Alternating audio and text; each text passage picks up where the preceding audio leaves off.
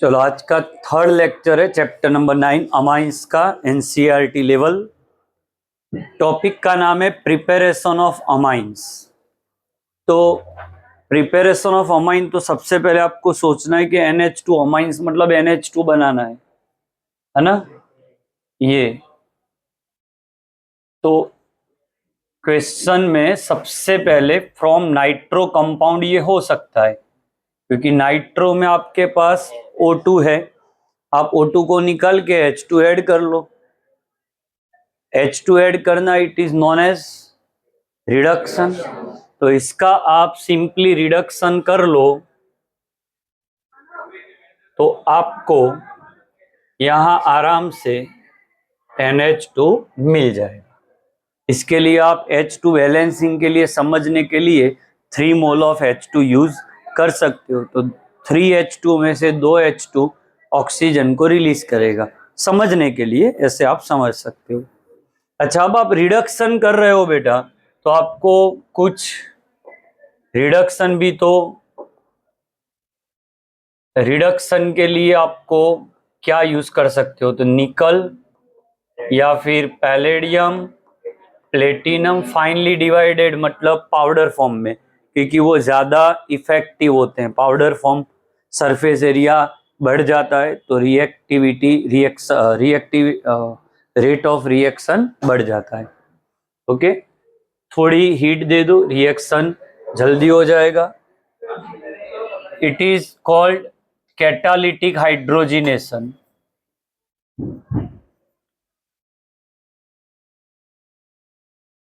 ये कर सकते हो। इसके अलावा आप कोई भी मेटल ले लो, मेटल को एसिड पे डाल सकते हो। तो आप जानते हो मेटल प्लस एसिड भी आपको H2 ही रिलीज करके देगा। नीचे से आ जा। या फिर आप क्या ले सकते हो, Fe प्लस, लिखा हो भाई HCl, ये भी, ये सब अल्टीमेटली मान लो कि Fe प्लस 2HCl आपने लिया, तो ये आपको बना के देगा FeCl2 प्लस H2, ये यूज हो जाएगा। आयरन का स्क्रैप होता है बेटा, स्क्रैप टाइप जो Fe होता है उसका भी आप यूज कर सकते हो। तो अच्छी बात है, स्क्रैप आयरन का यूज करोगे तो वो सस्ता भी होगा। उसमें सिर्फ हाइड्रोक्लोरिक एसिड के ड्रॉप्स डाल दो, रिएक्टर के H2 गैस रिलीज कर देगा। जैसे ही वो रिलीज करेगा H2 यूज हो जाएगा। अब ये FeCl2 पे हाइड्रोलिसिस कर दो तो वापिस आपको यही वाला मिल जाएगा, HCl रिलीज हो जाएगा बेटा वापिस, समझे। अब जैसे ही HCl रिलीज होगा वही HCl वापिस इस पे डाल दो, मतलब ये साइक्लिक प्रोसेस हो रही है। हाँ, Fe जैसे जैसे यूज होगा तो एक टाइम तो आएगा कि भाई Fe एक्स्ट्रा डालना पड़ेगा, but HCl bar bar add नहीं करना पड़ेगा, क्योंकि HCl बार बार अपने आप ही बन रहा है।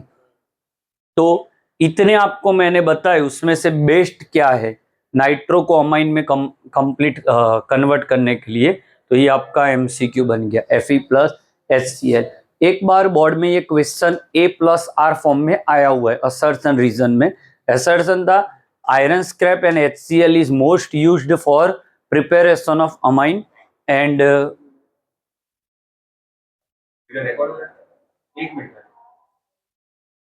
तो असर्शन था आपका Fe plus HCl is most used for preparation of amine from nitro. And reason ये है क्योंकि Fe प्लस HCl का FeCl2 बनता है, जिसका हाइड्रोलिसिस करने से आपको HCl मिलता है, वही HCl आपको यूज करना है। तो बार बार HCl के ड्रॉप्स आपको नहीं डालने पड़ेंगे। डन है। अब इसको रिएक्शन में कन्वर्ट कर लो बेटा। बोलो CH3NO2, एरो पे कुछ भी लिख सकते हो आप, ये बन गया आपका। डन है बेटा। नाइट्रो मीथेन, अब ये नाइट्रो क्या बन गया, इथेन, तो इथेनेमाइन हो गया। चलो ये नाइट्रो बेंजीन है,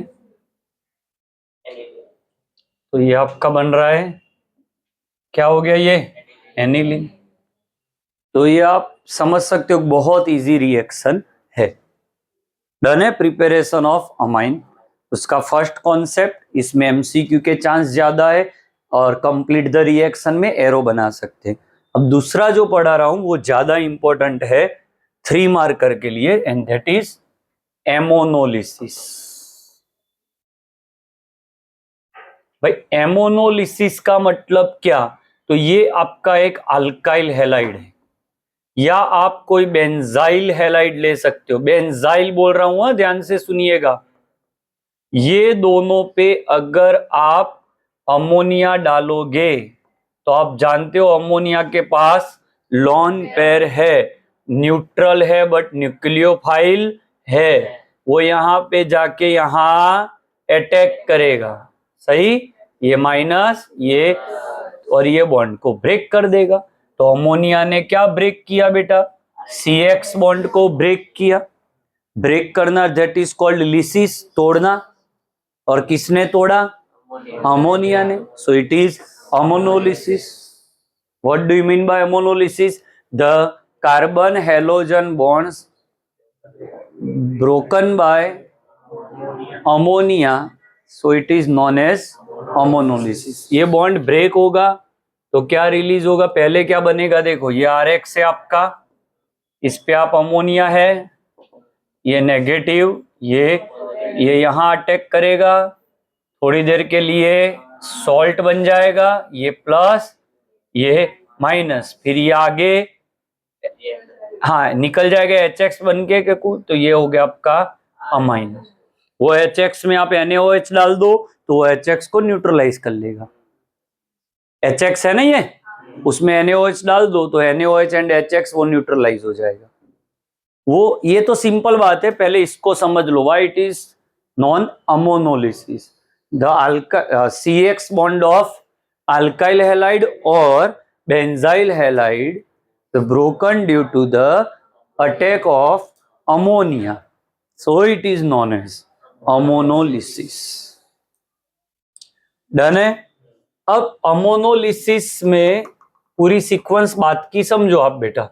मान लो आपने CH3Cl लिया, इसमें आपने अमोनिया से अटैक करवाया, ओके, तो ये आपका बनेगा CH3NH2, सही। फिर भी इस पर लॉन पेयर तो है,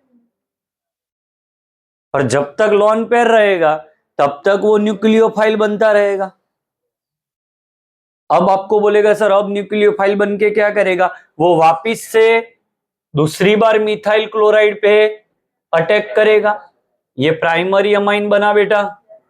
अब वापिस CH3NH ये सेकेंडरी अमाइन बना, अभी भी उस पर लॉन पेयर है, तो जब तक उस पर लॉन पेयर रहेगा it can act as nucleophile, और उतनी बार वो कार्बन और हेलोजन के बॉन्ड को बार बार तोड़ता रहेगा।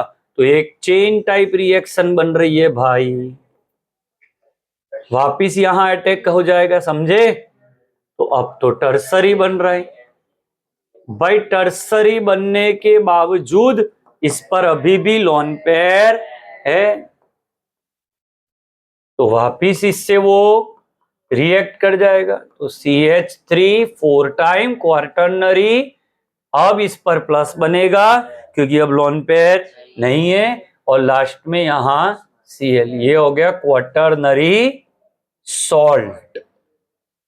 अब ये सॉल्ट है, तो क्या ये रिएक्शन अच्छी है बेटा प्रिपरेशन ऑफ अमाइन के लिए? तो नहीं। क्यों सर नहीं? क्योंकि एक साथ ये तो चेन रिएक्शन चल रही है, कहीं पे स्टॉप ही नहीं हो रही है। ओके, तो क्या किया जाए? It is not good, it is not proper reaction for preparation. तो क्या किया जाए?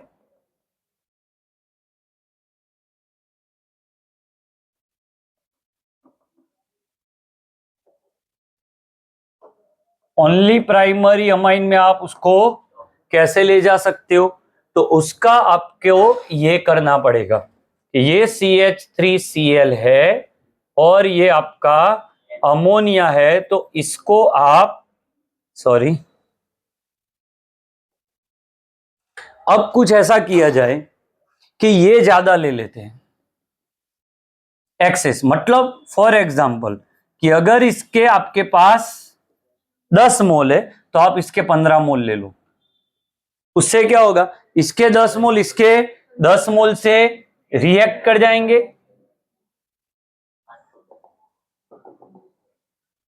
ये बना, और फिर भी ये 10 मोल बने और 5 मोल ऑफ अमोनिया अभी भी बचा है, बट आरएक्स ही नहीं है, अटैक कहां करेगा?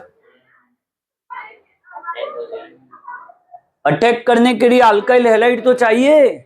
यहां तो क्या हो रहा था, ये एक्सेस था तो ये बन रहा है, वो एक्सेस है, इस पर वापिस अटैक कर रहा है, ये बना वापिस इस पे अटैक कर रहा है क्योंकि ये एक्सेस है।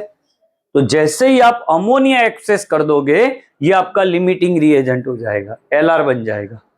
तो ये रिएक्शन ओनली क्या देके छूट जाएगी बेटा, प्राइमरी। बोलो डन है कॉन्सेप्ट। लास्ट कॉन्सेप्ट कि रिएक्टिविटी ऑर्डर क्या लिया जाए, तो CH3I will react faster, why, because bond length is longer bonds than bromine and Cl। Fluorine के तो बॉन्ड ब्रेक करना काफी मुश्किल हो रहा है, तो सबसे इजी रिएक्शन यहां होगी क्योंकि इसकी बॉन्ड लेंथ ज्यादा है तो इसको ब्रेक करवाना इजी है, एज वेल एज I- की लिविंग कैपेबिलिटी ज्यादा है क्योंकि वो इजीली लीव कर जाएगा, लीव करने के बाद वो ज्यादा स्टेबल है इसीलिए उसकी लिविंग कैपेसिटी ज्यादा है। आई होप आपको ये दो टॉपिक क्लियर हो गए। Thank you.